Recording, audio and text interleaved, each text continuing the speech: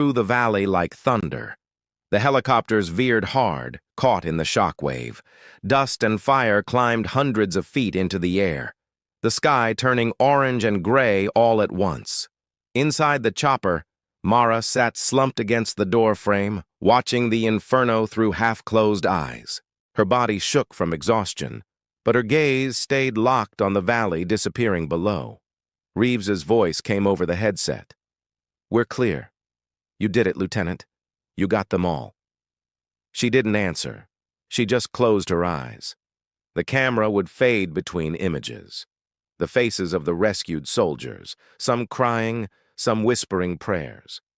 One of them reached across the cabin, touching her arm. "You came back for us," he said softly. Her lips moved faintly. "That's what medics do." The chopper's interior light flickered, illuminating her blood-stained uniform. Not all of the blood was hers, but some was. She'd taken shrapnel deeper than anyone realized. Reeves noticed the spreading crimson on her side. "Medic! She's bleeding out!" The soldier nearest her grabbed a field dressing, pressing it against her wound. Mara's voice came out as a whisper. "Don't waste it. Save it for them." Reeves leaned closer. "You hold on, Lieutenant. That's an order."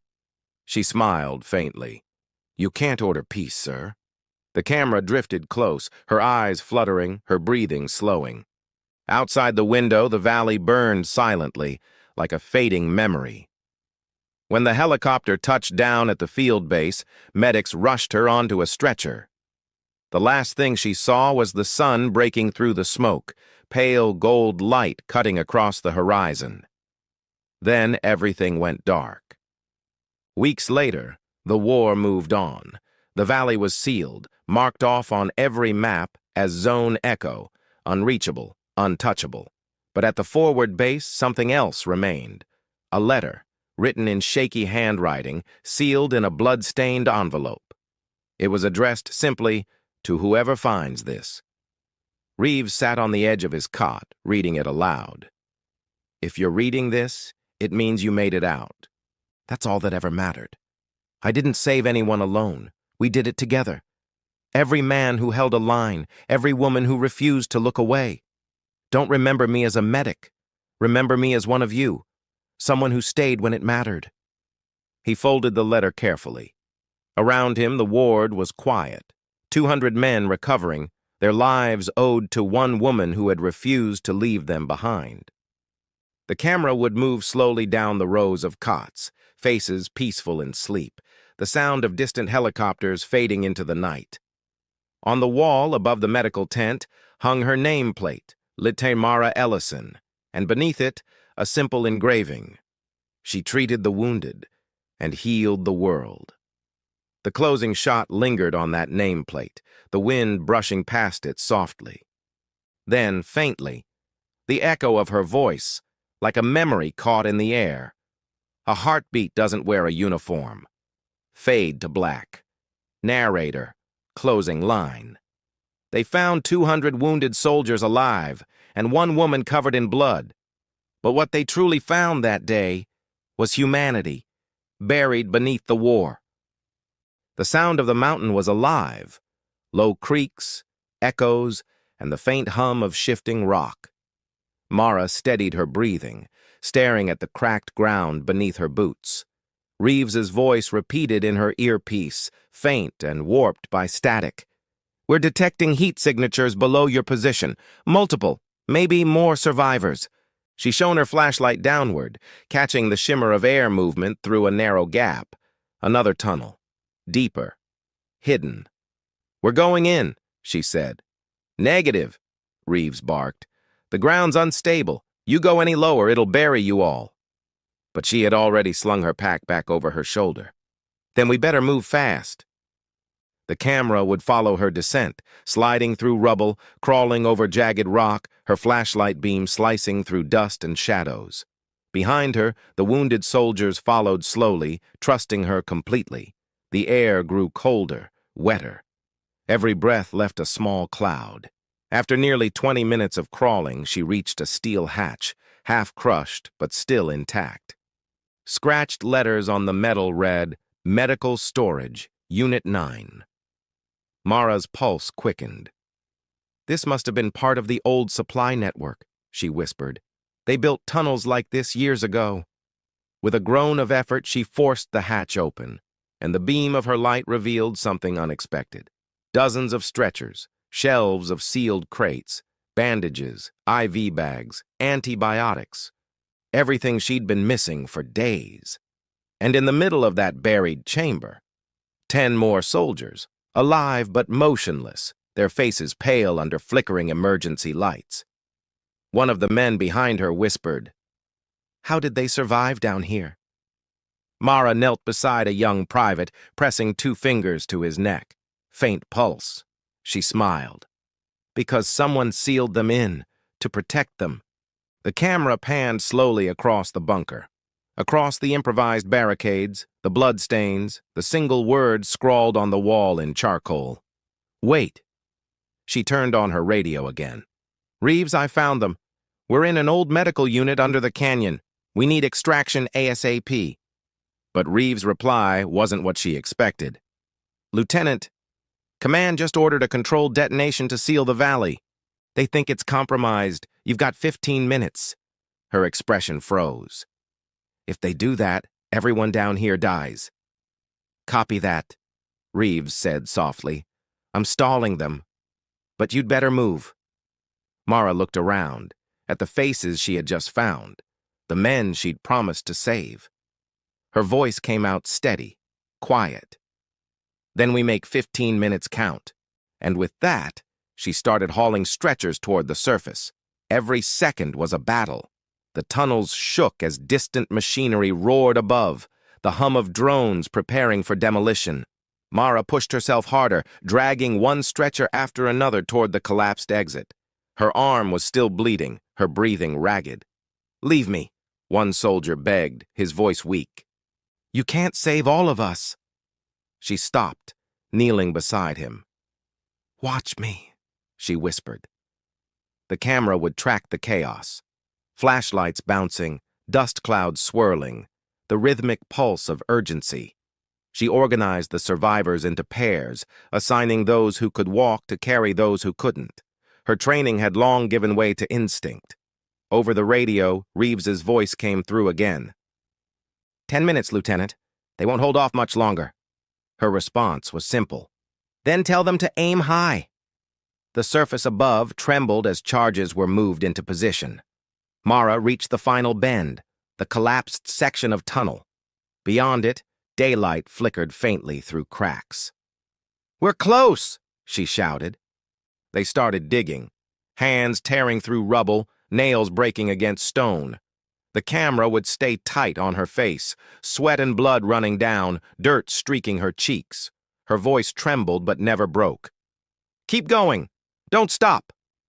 Finally, one of the soldiers broke through, a gust of sunlight flooding the passage. Fresh air rushed in, bringing with it the distant sound of engines.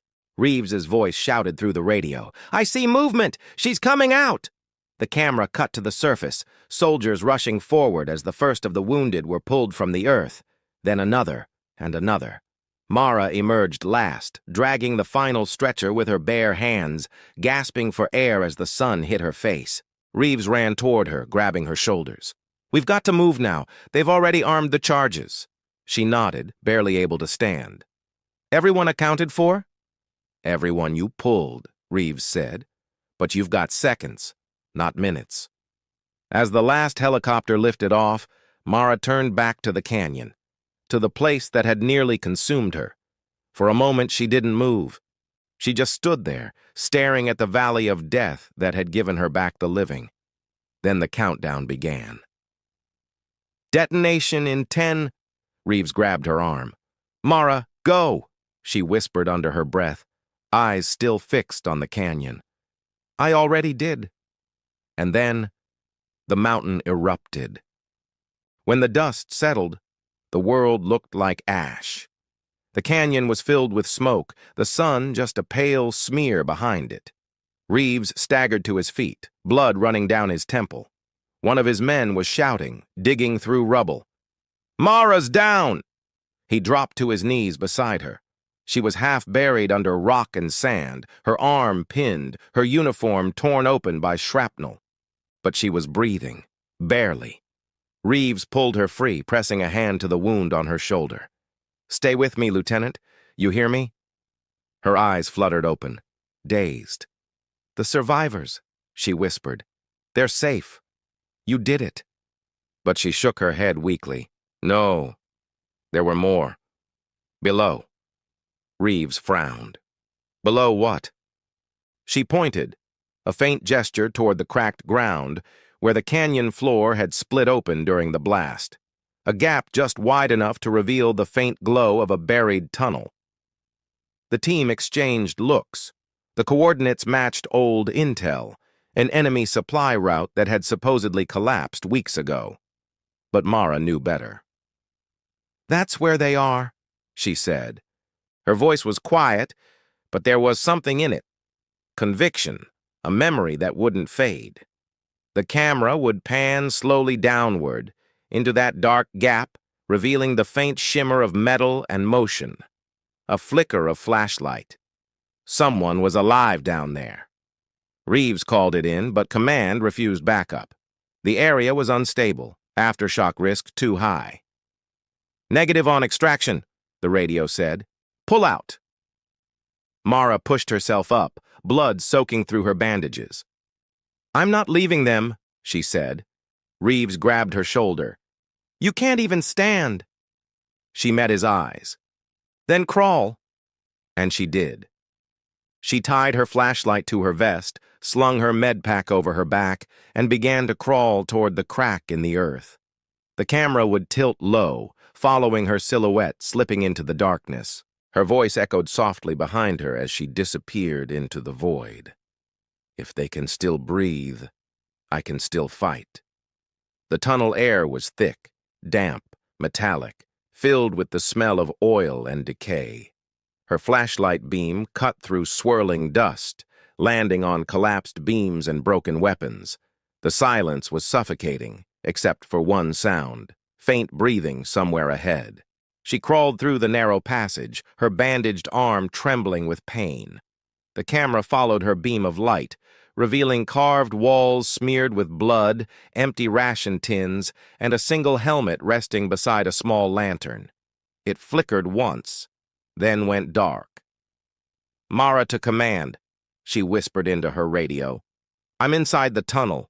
Found signs of life, proceeding forward." Static. No response. She kept moving. The path opened into a wider chamber, and that's when she saw them. At least a dozen soldiers huddled together. Some were barely conscious, others completely still. They looked up as her light swept across their faces, gaunt, dirty, but alive. One of them, Sergeant Diaz, blinked in disbelief. We thought you were dead." Mara smiled faintly. "So did I." She immediately went to work, checking pulses, stabilizing airways, injecting fluids from the last vial she had. "We're getting out," she said firmly. "All of you." But then the ground trembled, a deep, grinding noise. Dust rained from the ceiling. One of the soldiers cried out, "The tunnel's collapsing!" The camera shook violently, debris falling, beams cracking overhead. Mara threw herself over two wounded men, shielding them with her body. "Hold on!" When the rumbling stopped, a section of the exit had caved in completely. They were trapped. Mara sat in the dim light, breathing hard, sweat mixing with blood. She looked at the faces around her, terrified, exhausted. "We'll find another way," she said quietly. Sergeant Diaz looked at her. "There is no other way." But Mara's voice stayed steady. "There always is." The camera would zoom slowly on her eyes, determined, unyielding, before fading to black as her radio crackled faintly again. "Lieutenant Ellison, do you copy?" It was Reeves. She exhaled with relief. "Copy. I found them." Pause. Static. Then Reeves's voice. "You're not going to believe this, but we just picked up another signal." Mara frowned. "From where?" Reeves hesitated. from inside the mountain, directly beneath you. Night fell heavy over the valley. The camp lights flickered in the distance, casting long shadows over the battlefield. Mara sat apart from the others, staring into the darkness. Reeves approached again, lowering himself beside her. "You crossed into enemy lines?" She nodded faintly. "Their field hospital was overrun, too." "I heard cries. Didn't matter whose side they were on. They were dying, same as ours." The flashback rolled like a silent reel of film, the camera tracking her as she crawled through mud under moonlight, gunfire echoing faintly in the distance. She slipped into the enemy camp, found their wounded, young men, barely more than boys, and the abandoned supplies she needed. "I took what I could carry," she said. "Then I treated theirs, too. The ones who were still breathing." Reeves's eyes widened. "You treated the enemy?" Mara's gaze didn't waver. "A heartbeat doesn't wear a uniform." The camera would close in on her face, dirt and blood blending into the same dark streaks, her eyes steady, defiant. But she hesitated before continuing. "When I came back, some of our own didn't understand. They called me a traitor." She exhaled slowly. "So I stopped talking. I just worked." The weight of that confession hung in the air. The sound of wind, the distant hum of helicopters, the rhythm of life barely holding on. One of the soldiers, now stable, limped toward them. "Ma'am," he said softly, "you saved them. You saved us." "Doesn't matter what side they were on." Mara smiled faintly, the kind of smile that hurts. "Maybe," she said, "but war doesn't see it that way." Reeves looked out over the valley. He knew she was right. Then the radio buzzed again. A voice, faint, cracking through static, said 4 words that changed everything. "Survivors. In the canyon." Mara stood immediately. "That's them," she said. "That's Bravo team." Reeves grabbed her arm. "You're in no shape to go back there." She looked at him, eyes burning. "Then send someone else who knows the way." Silence. No one did. The valley wind howled through twisted metal as dawn crawled over the horizon. The rescue teams were exhausted, most of the wounded already airlifted away. But Mara stood at the edge of the ridge, staring toward the canyon, where the radio signal had come from. The light was cold, washed in gray, the kind of light that makes everything look haunted. Reeves called after her, "You're not cleared for field movement, Lieutenant." She didn't turn around. "Those men out there don't have time for clearance." The camera would track behind her as she walked, boots crunching through debris, passing burned-out vehicles and shattered helmets half buried in dirt. Her every step seemed heavier, but her eyes stayed fixed on the distant ravine. She knew the path, every crater, every ridge. She'd crawled through it days ago, dragging men one by one through the mud, bleeding herself. Reeves sighed, then motioned to 2 soldiers. "Gear up. We're going with her." Within minutes, the small team moved out. 3 soldiers, 1 medic, and a woman who refused to quit.